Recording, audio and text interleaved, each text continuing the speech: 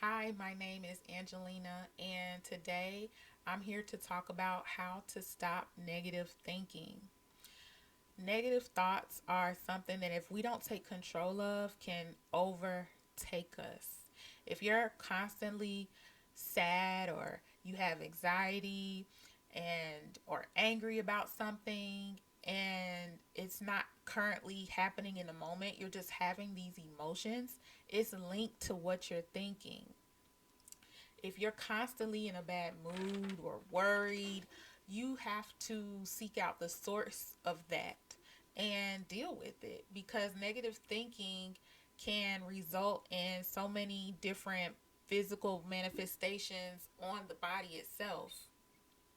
Life is just complex and it's a wonder in itself. And there are strategies and mechanisms that we use to cope with life.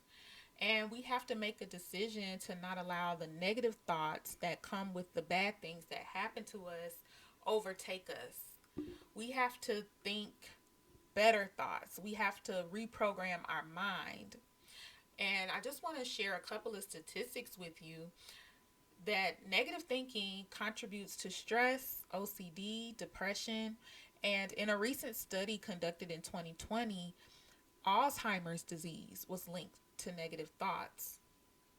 So, with all of that, you have the power. You do have the power. You have the power to change your mind. You have the power to change your thinking. You just need to figure out what works best for you. Whether you want to accept it or not, we are what we think about. Proverbs 23:7 says, "As a man thinketh in his heart, so is he."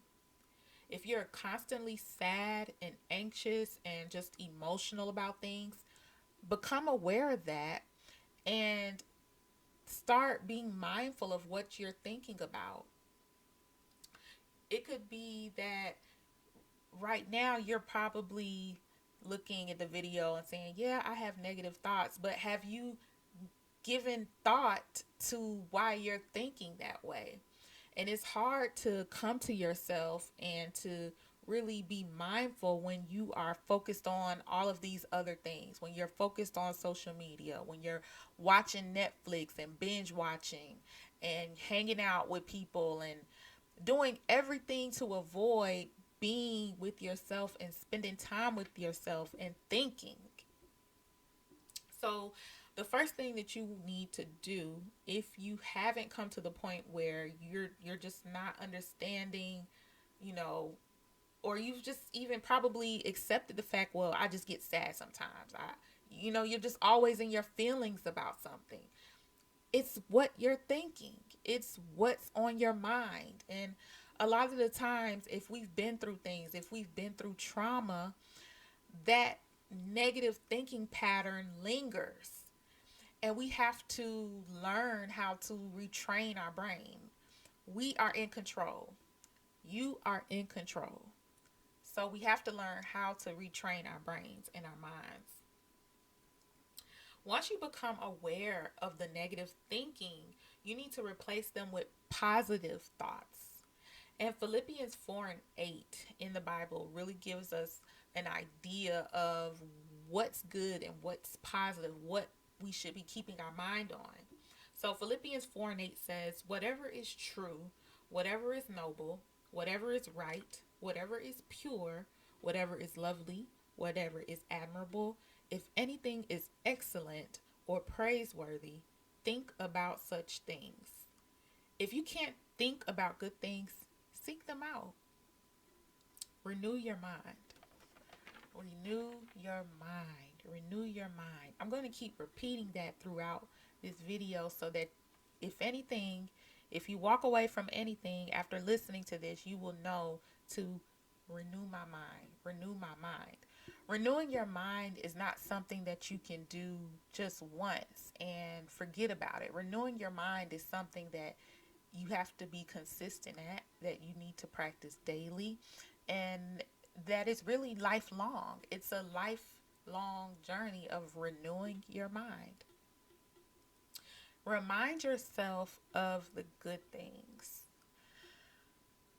I I know there's somebody out there that's like, there's nothing good about my life. There's nothing good about what I face. There's nothing good. But there is. The fact that you can think with your mind, that you can speak with your voice, that you can see, that you have your senses, you can feel, taste, touch, smell, that you can get up on your own 2 feet and walk out of bed. Because there are people that would kill to have the chance to be able to do that. Probably not kill, but you get what I'm trying to say. Be thankful for the little things. The little things, like being able to open your eyes and being conscious and aware, being in this human body. The little things, which really are the big things.